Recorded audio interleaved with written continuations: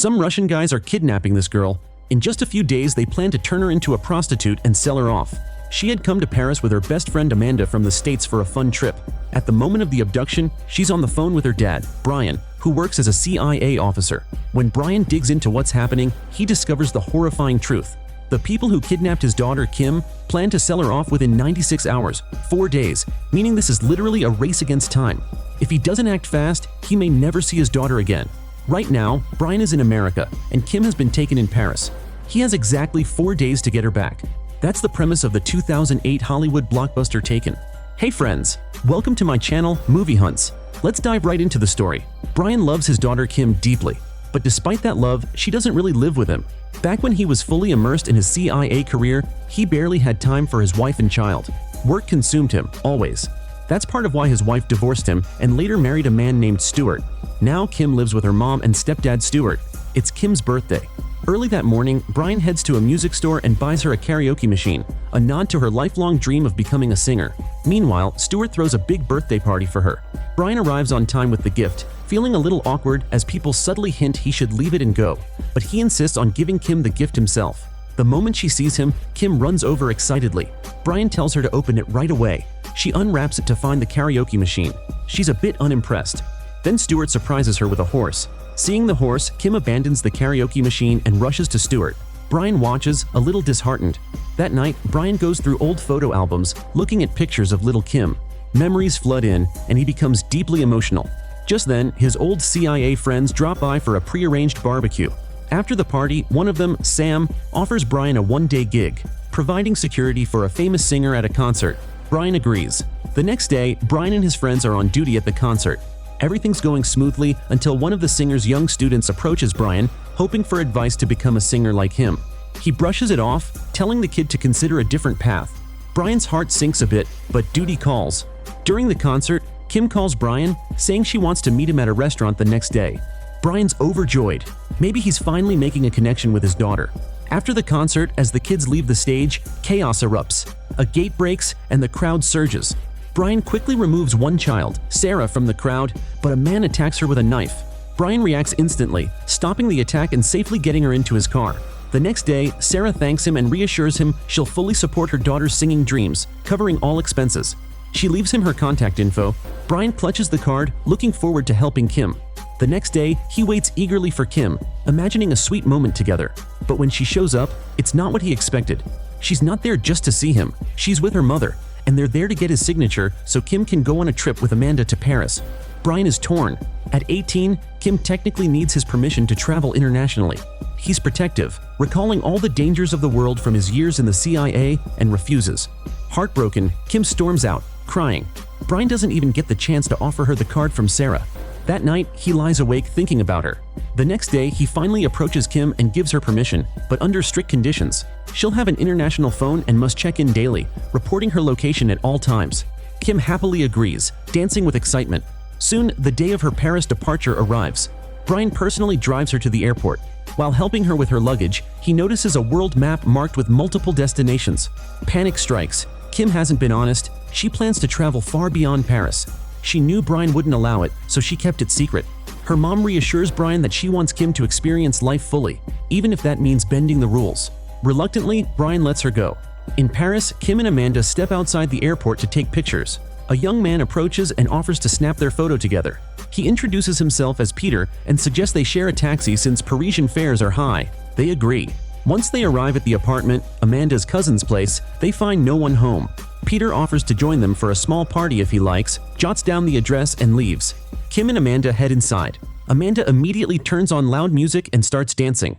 Meanwhile, back in America, Bryan is in a frenzy, repeatedly trying to call Kim, but the calls won't go through. He has no idea what danger may be waiting for her in Europe, and that's where the tension of the story truly begins. Bryan has 4 days to navigate a foreign city, outsmart ruthless criminals, and save the daughter he loves more than anything in the world. Every second counts.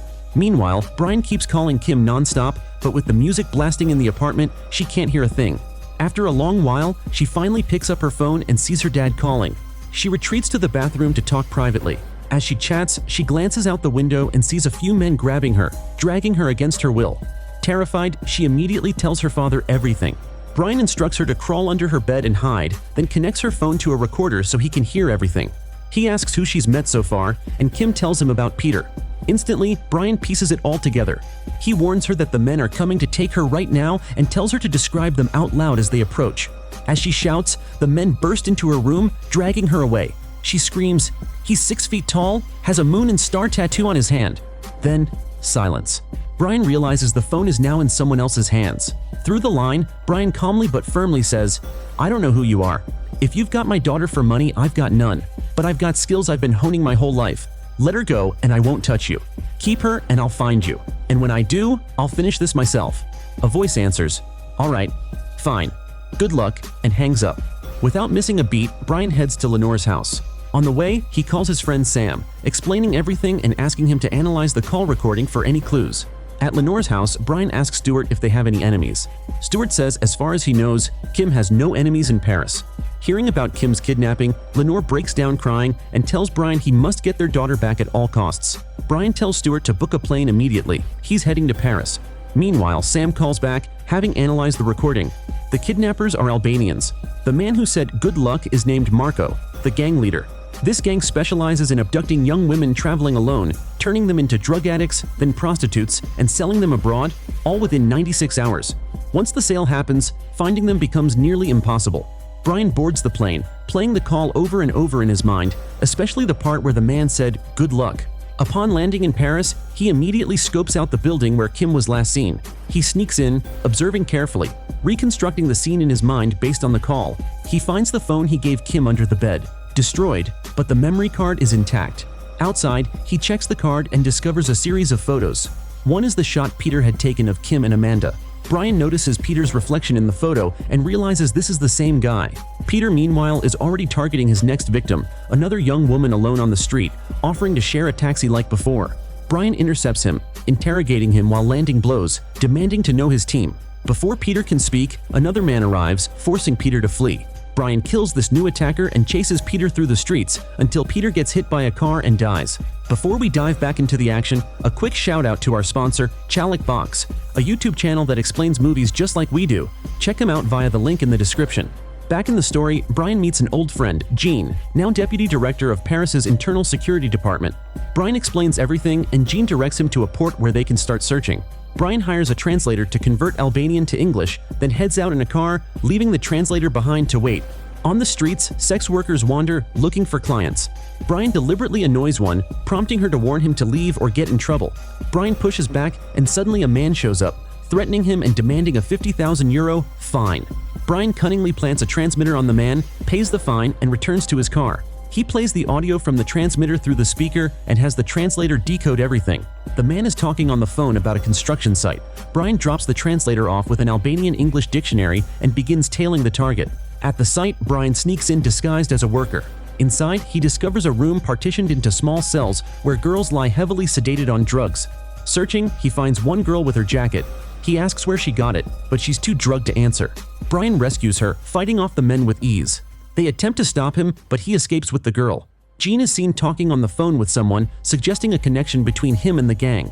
Bryan switches cars in a deserted alley and brings the girl to a hotel, administering medication to reverse her sedation. He studies Albanian from the dictionary until she regains consciousness.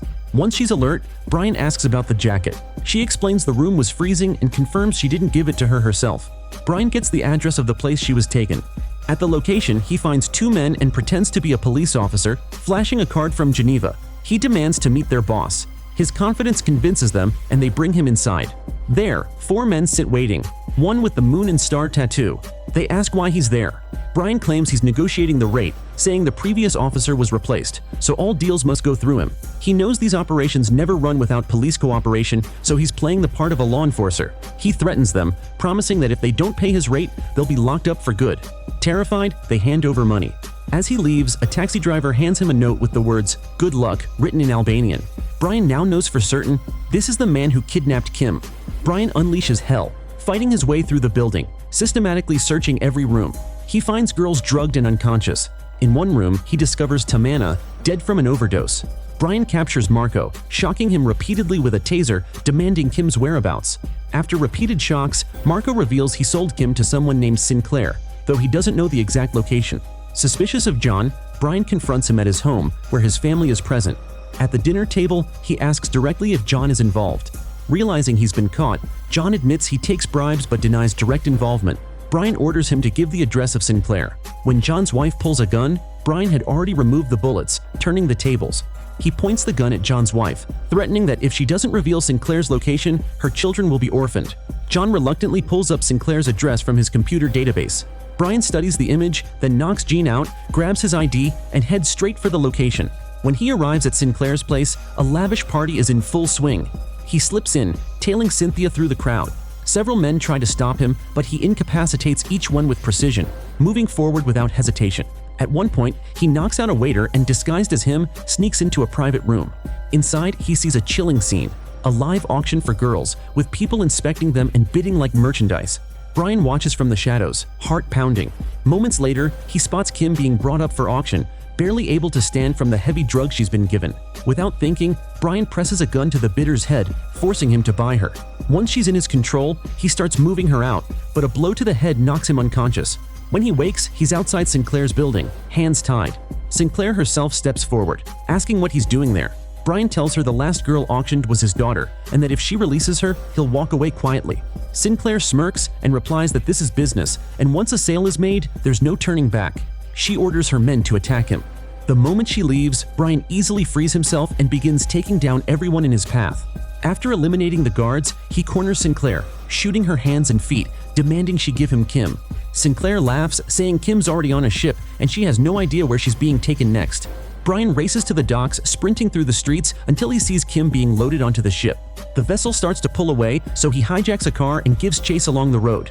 There's a bridge ahead where the ship must pass under, and Bryan times it perfectly, leaping from the bridge straight onto the deck.